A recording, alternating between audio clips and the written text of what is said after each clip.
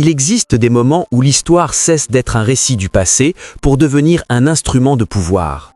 Des moments où ce que l'on nous enseigne n'est plus ce qui fut, mais ce que certains ont décidé que nous devions croire. L'Antiquité, cette période fondatrice de notre monde moderne, fait partie de ces territoires où la vérité a été fragmentée, déplacée, parfois volontairement déformée. L'Égypte antique est souvent présentée comme une merveille isolée, surgie mystérieusement au bord du Nil, presque détachée du continent africain.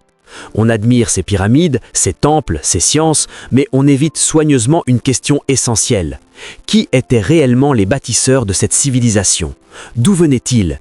Et pourquoi leur véritable identité dérange-t-elle encore aujourd'hui? Car derrière les statues, les hiéroglyphes et les papyrus se cache une histoire bien plus profonde. Une histoire qui parle de peuples africains, de domination intellectuelle, de sciences anciennes et d'un héritage que l'on a tenté d'effacer des mémoires collectives. Une histoire qui remet en cause les fondations mêmes du récit historique dominant. Sur la gloire antique, nous ne cherchons pas à provoquer pour provoquer. Nous cherchons à révéler, à comprendre, à redonner à l'Antiquité son véritable visage. Aujourd'hui, nous plongeons au cœur d'un sujet brûlant, dérangeant pour certains, libérateur pour d'autres. L'Égypte antique était-elle une civilisation africaine noire? Ce voyage ne sera pas confortable, mais il sera nécessaire, car comprendre l'origine réelle de l'Antiquité, c'est comprendre l'origine du monde dans lequel nous vivons.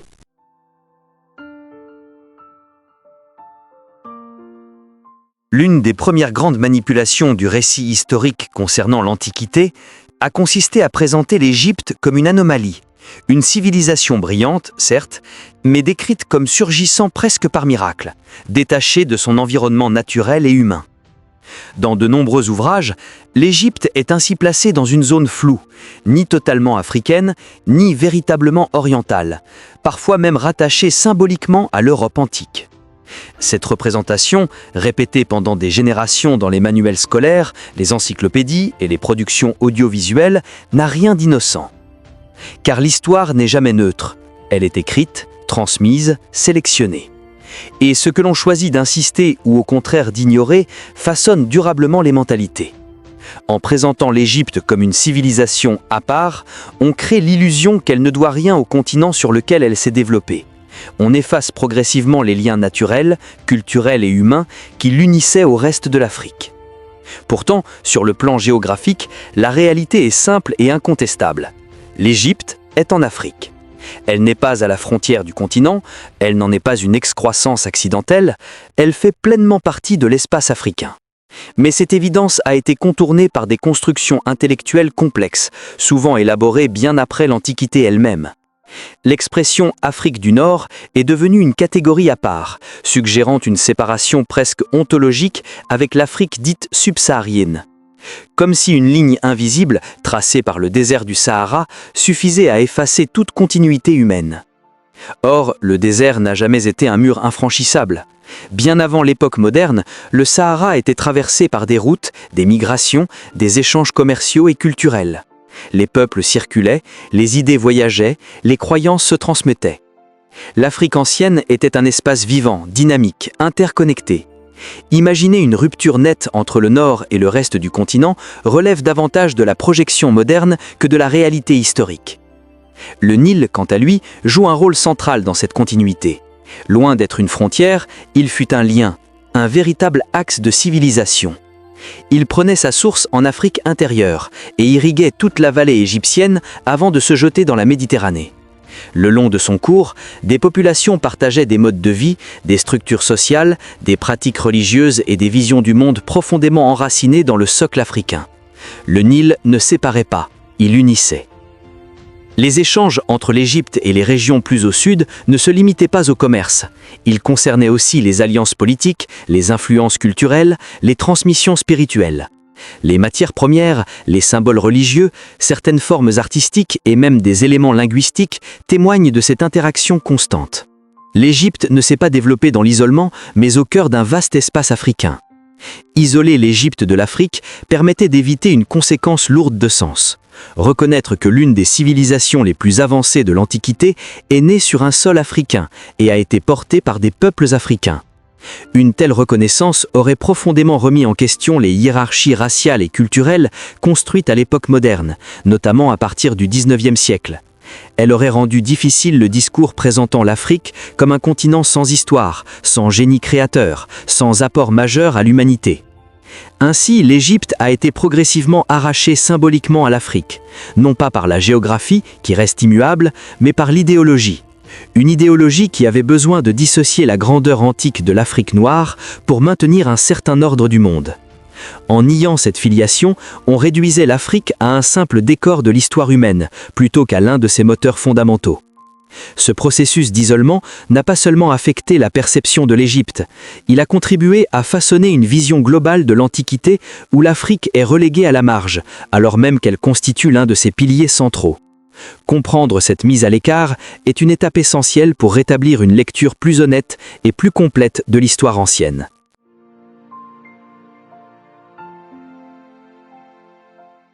Pour comprendre l'identité des anciens Égyptiens, il faut avant tout désapprendre certaines habitudes de regard. Trop souvent, nous observons l'Antiquité à travers des filtres modernes, chargés de catégories raciales récentes, de classifications arbitraires et de récits hérités de siècles d'interprétations biaisées. Or, l'Égypte antique ne se laisse pas enfermer dans ces cadres simplifiés. Elle exige une approche attentive, patiente, presque contemplative.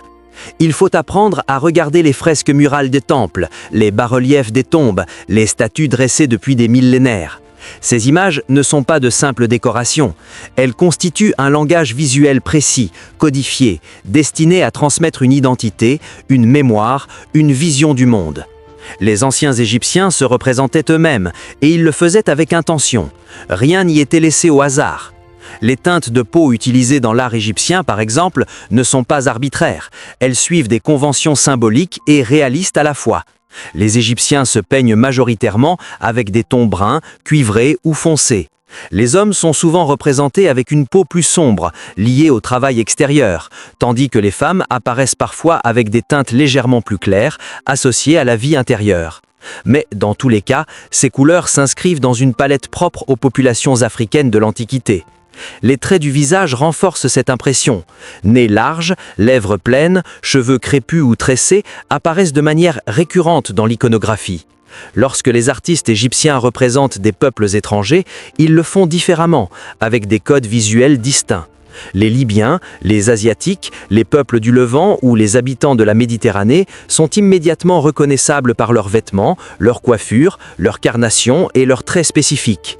Cette différenciation prouve que les Égyptiens avaient une conscience claire de leur propre identité. Les textes anciens confirment cette distinction. Les Égyptiens se nommaient eux-mêmes, désignaient leur territoire, parlaient de leurs voisins. Ils classaient les peuples selon des critères géographiques, culturels et parfois physiques. Ils ne se confondaient pas avec les populations venues d'Europe ou d'Asie. Au contraire, ils se plaçaient au centre d'un monde africain structuré, avec des relations complexes et hiérarchisées avec les régions environnantes. Certains récits modernes avancent l'idée que l'Égypte aurait été métissée dès ses origines, comme si cette notion suffisait à diluer toute identité africaine dominante. Mais cette argumentation repose sur une confusion volontaire. Oui, l'Égypte était une civilisation ouverte, en contact avec d'autres peuples. Oui, des échanges existaient, mais le contact ne signifie pas l'effacement. Aucune civilisation ancienne n'a évolué dans un isolement total, et pourtant chacune conservait une base humaine et culturelle majoritaire. Le métissage, lorsqu'il existe, n'annule pas une continuité. Il s'inscrit dans une dynamique historique, sans transformer instantanément la nature profonde d'une population. Présenter l'Égypte comme une mosaïque indéfinie dès ses débuts permet surtout d'éviter de reconnaître une réalité dérangeante, la présence dominante de populations africaines noires au cœur de cette civilisation. L'étude des pratiques culturelles renforce encore cette continuité. Les rites funéraires, les conceptions spirituelles, la relation aux ancêtres, la symbolique de la terre, de l'eau et du ciel trouvent de nombreux parallèles dans d'autres régions d'Afrique ancienne. Ces similitudes ne relèvent pas du hasard, elles témoignent d'un socle commun, d'une mémoire partagée, transmise sur de longues périodes. Ce que révèle une analyse honnête et rigoureuse, libérée des préjugés modernes, c'est une continuité humaine entre l'Égypte et le reste du continent africain. Une continuité visible dans les corps, lisible dans les images, perceptible dans les textes et ressentie dans les structures culturelles. Cette réalité a longtemps été minimisée, voire niée, car elle contredit une vision du monde construite sur l'exclusion, la hiérarchie et la dépossession symbolique. Redonner un visage authentique aux anciens Égyptiens, ce n'est pas réécrire l'histoire, c'est apprendre à la regarder telle qu'elle s'est exprimée à travers les traces qu'ils nous ont eux-mêmes laissées.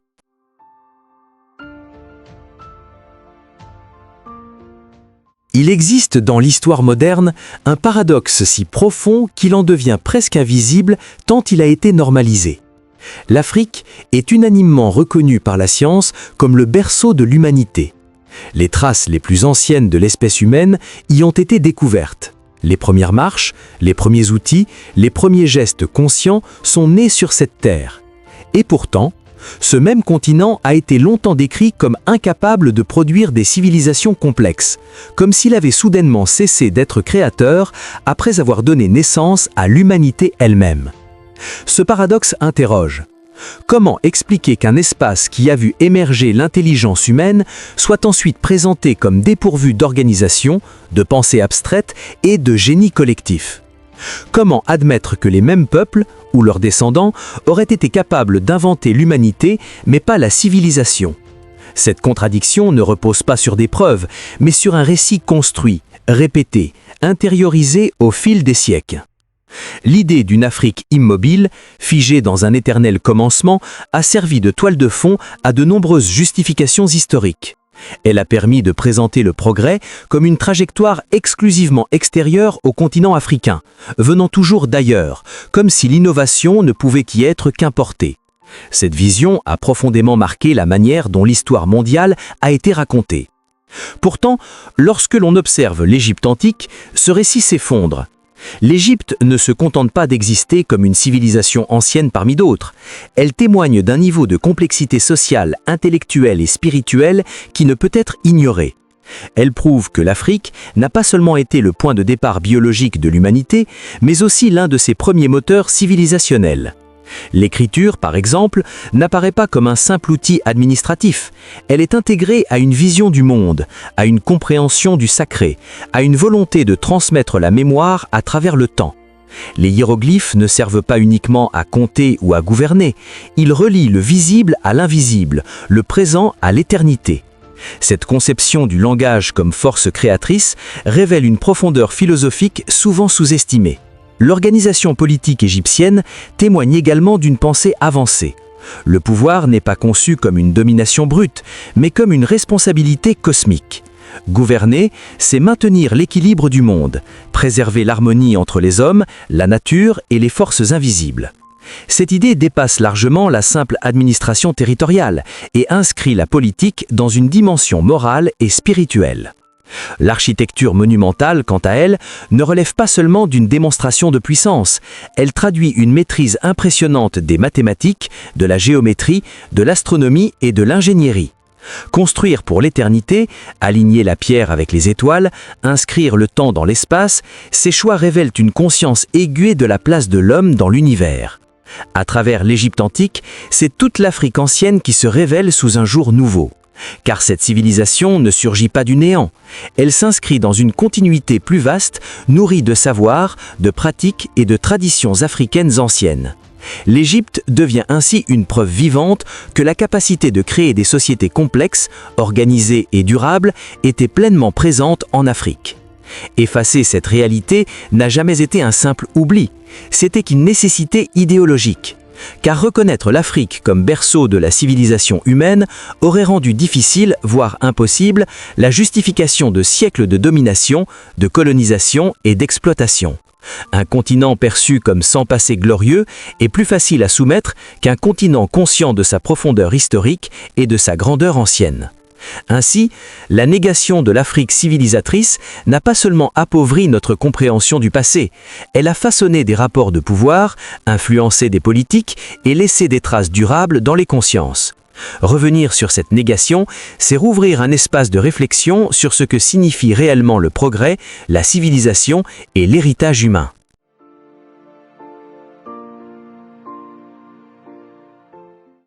Redécouvrir la véritable histoire de l'Égypte antique n'est pas un acte de nostalgie, c'est un acte de lucidité. C'est refuser de continuer à bâtir notre compréhension du monde sur des récits incomplets. L'Antiquité n'appartient pas à un seul peuple, mais elle ne peut être comprise sans reconnaître la place centrale de l'Afrique. Tant que cette vérité restera marginalisée, notre vision du passé restera déséquilibrée. Sur la gloire antique, nous croyons que la connaissance libère, que se souvenir, c'est résister, et que comprendre d'où nous venons est la première étape pour savoir où nous allons. L'histoire n'est pas figée, elle attend simplement que nous ayons le courage de la regarder en face.